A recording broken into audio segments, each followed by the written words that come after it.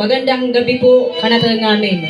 So, Janela, happy blessed birthday kanimo, bibi.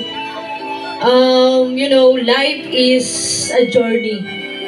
Like boat, you're now take your boat. Ibig sabihin, ikaw na yung magiging driver ng buhay mo kasi 18 ka na. Pero always remember that si Lord dapat maging driver ka buhay mo. Ibig sabihin, you have to, ano man ang plano mo, ano mang decision mo, lagi ka lang magpe-pray.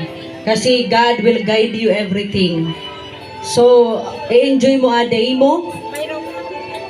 Gusto kong ipag-pray lang kita. Gusto kong regalo ko kanimo talagang hindi material, kundi gusto kong hayaan mong ipanalangin kita.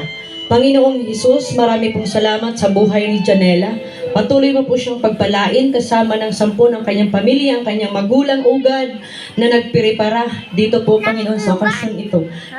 Nawa, Panginoon, ay patuloy mo siyang pagpalain kasama ang lahat ng mga tao na naririto ugad. Igay mo po siya. Lord, ikaw ang maging sentro ng kanyang buhay ugad.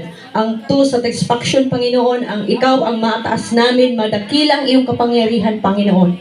Salamat, O God, sa napakagandang panahon na binigay mo. Kahit kanina, Lord, ay medyo nag-uulan, pero ngayon, O God, salamat, O God, talagi mo po kaming proteksyonan.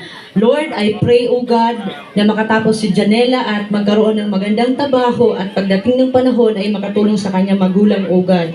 Salamat, Panginoon, nawa ang gabing pong ito ay samahan ka namin. Sabi nga kanina, Lord, ikaw ang aming special audience, O God.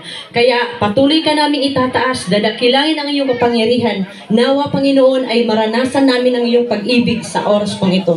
Sa pangalan ni Jesus, Amen. Okay, thank you very much, Miss Sheila. Okay, Janela, always remember, put God at the center of everything. Kahit ano man mangyari, always si God first. Apa?